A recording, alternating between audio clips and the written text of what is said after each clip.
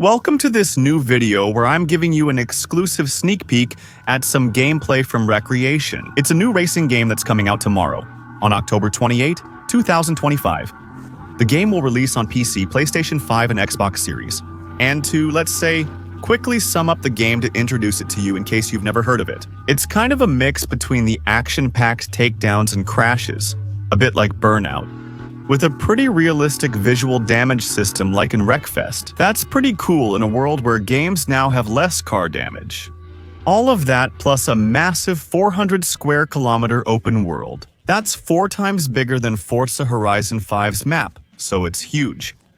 A map you can fully modify in real time, essentially acting as an event lab. If you've played Forza Horizon 5, this should sound familiar. A kind of creative mode that lets you modify the map you're on in real time, to add roads, decorations, loops, ramps, to revisit the map your own way. Knowing that, well, you can really go very far. You can change the weather in real time, modify your car, and customize it.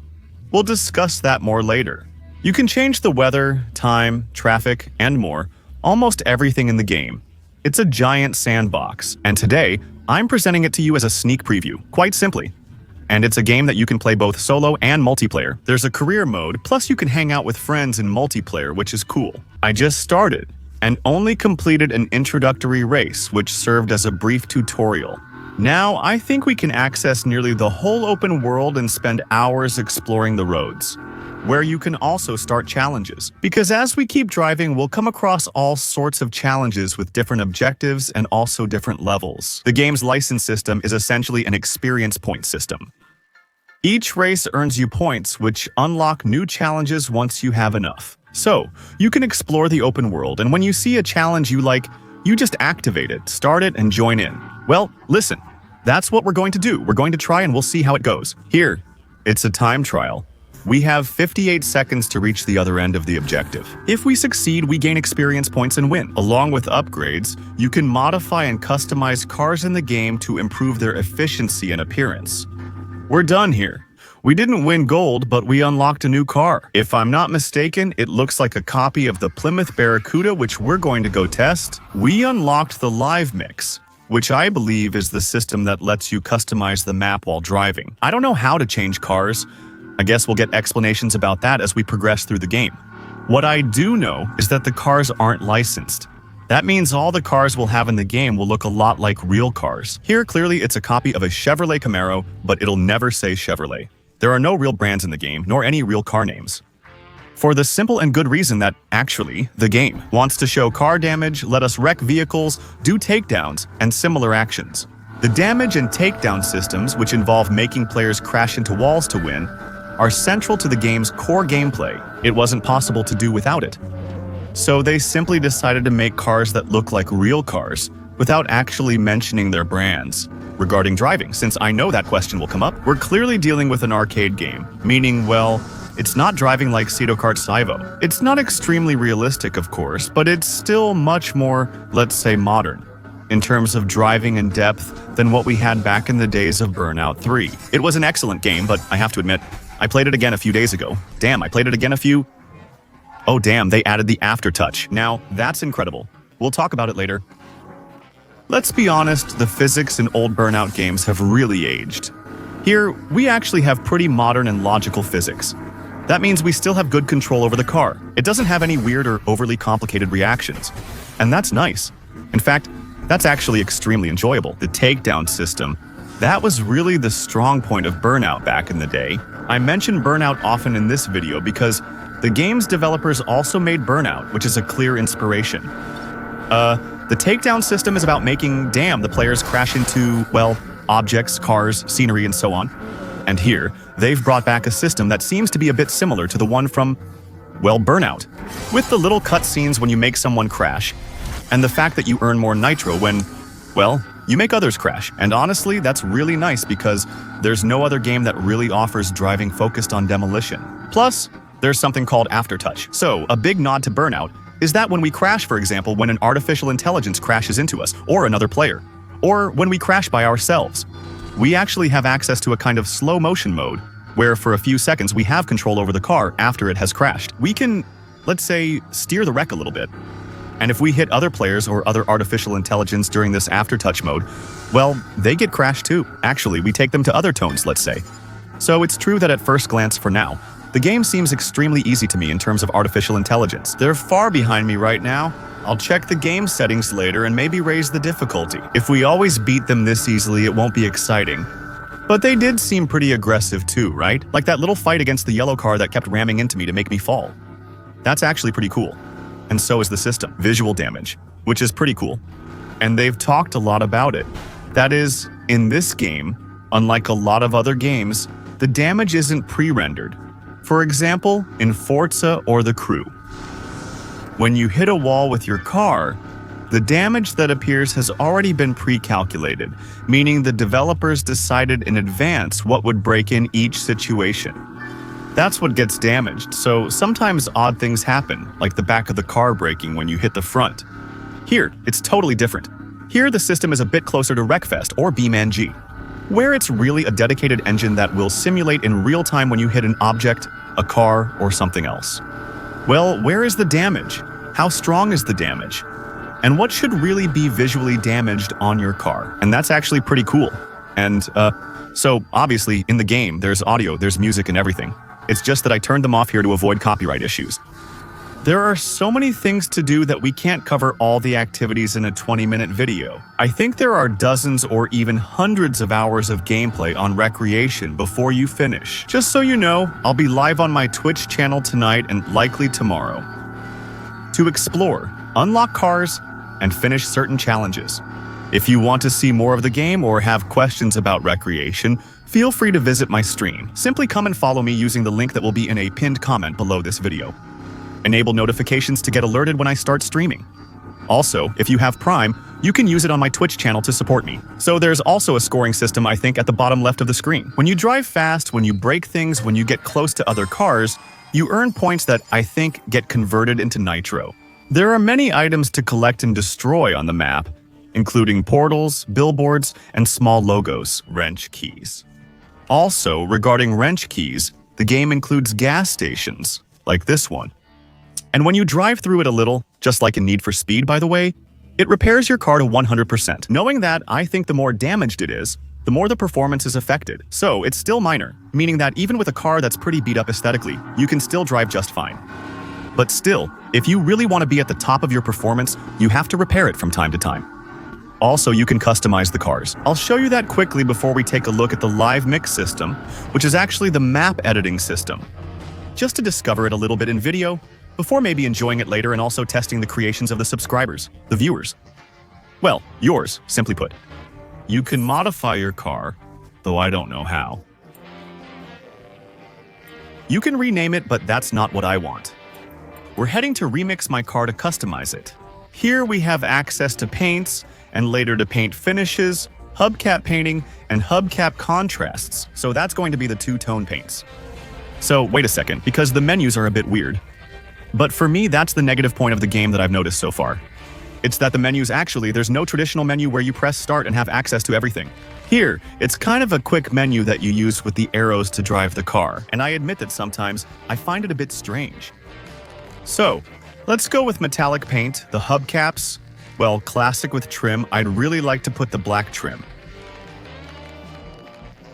There you go, just like that. We can paint, we can tint the windows. We have the boost colors too. We can customize the color of the taillights.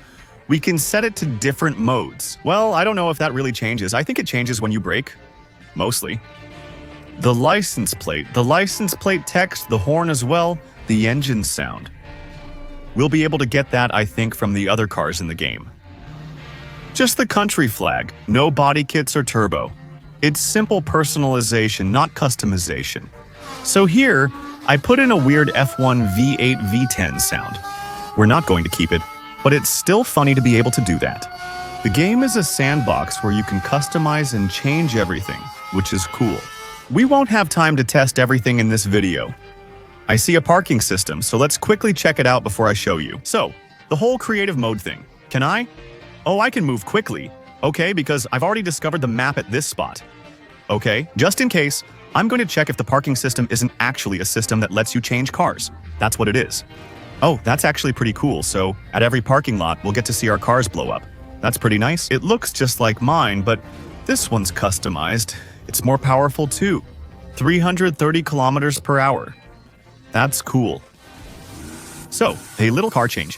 One last mode, I know we said we were going to check out creative mode, but I'm still going to show you a mode that, for me, well, I think it's going to be cool. I haven't tried it yet, but in my opinion, it's going to be fun. Because it also brings back the concept from back then, the road rage from the burnout days. Here, it's going to be a game mode. The goal isn't to win, but to get the most takedowns, making the most victims out of other drivers. Where is this? We'll have AIs that keep appearing and try to eliminate us while we try to eliminate them. Knowing, I think there's something like every time we hit another victim, or when we manage to eliminate someone, we restart the timer, that's it. We have more time, and with that extra time, we can keep making crashes. So, it's the same. I think the map is quite varied, and it seems to be pretty big. 400 square kilometers is 3 to 4 times larger than Forza Horizon 5. That's massive. So, it's really big, and I think there are quite a few different biomes as well. Maybe we'll have countryside, we'll have cities, we have highways, and we also have the whole aerial road system. That's something I showed earlier. Quickly, something I'll show you again later as well. Where we'll be able to drive through loops, things like that. Earlier, they were really long, but now, in this mode, I can't catch up to them. So, I think it also depends on the car we're going to have, because right now, we're at the beginning of the game, since we can participate in all the events at any time. I think clearly there are some where you need to progress a bit more and unlock new cars for that. To complete them successfully, well, we did damage the car a little bit, but it's not a big deal. So, let's see what it is. So the live mix, that's normally, yeah, that's it. It's actually the map editor. Damn, it's, what's cool is that unlike Forza Horizon 5's Event Lab, you can customize the map. But still, there won't be as many possibilities as in this game. On Horizon 5, when you modify a map, the modified map is saved and shared. To access it, you need to create an event and everything involved. You're actually modifying the base map here. If a player joins your session, everything you've added to explore and build roads on the map will be included. Everything will be installed, which makes it very different and is one of the game's main strengths. So right now, we haven't unlocked many props, because the further we progress in the game, the more new items we'll unlock that let us customize the map. Now we'll be able to rotate and move the object. Modify? What does that mean? Oh, so there are... Well, actually, they're more like modifiers. We'll have different versions of the system, of the object we're placing. As we advance in our career, we'll unlock ramps, loops, and more, allowing us to create some wild maps. Here, it's the same. We'll have different modifiers. I'll show you some objects. Remember, this is creative mode, so we also have decorations like hoops to place. Cool thing. What's that? Those are emojis. Oh, okay, so these are really the decorations. I think it's in here that we'll have access, for example, to barrels and houses. Yeah, to the map decoration stuff, actually, quite simply. What else do we have besides the cheats? Oh yeah, so that's something else. So you should know that in the game, they really don't want there to be any barriers, so to speak. That there are no obstacles to your creativity.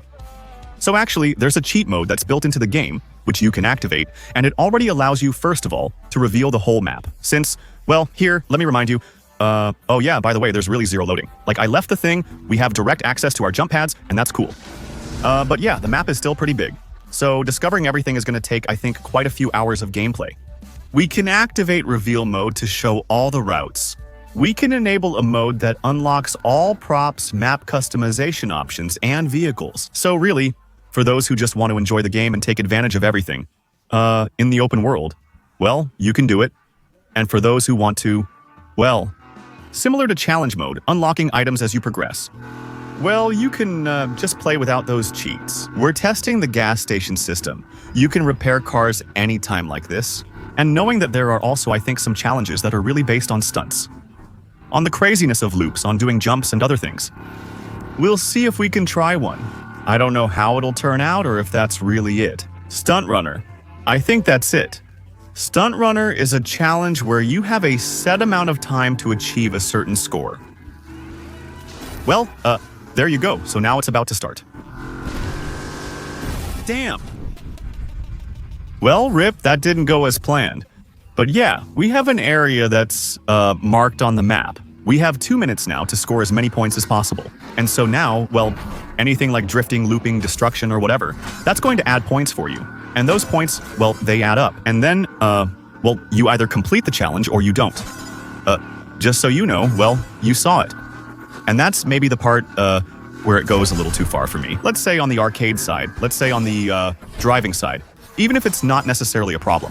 It's the fact that when you, drive the car, when you jump, for example, you can strafe the car in the air. And that's the thing I just noticed. Well, I just realized it while I'm making this video for you. And I have to admit, that's something that, in general, I don't really like. You know, let's just say it. My brother is in awe. So, well, at first glance, we'll see about that in the coming days. We'll test it live and so on. We'll try to make some progress. At first glance, it looks pretty cool. It seems really fun. So now we've leveled up, we've moved up a category. I think it goes up to A. We started from L, K, A, B, C, and so on up to A, then to L. Each level unlocks new cars. Let's try it quickly. Let's look at the car's physics. The Kurovasa Dragon. It sounds like an R34 tuner, which is funny. By the way, the handling is quite different too. Actually, we have more maneuverability, which is pretty cool. So yeah, well, listen, we'll see how it turns out on video in the next few days.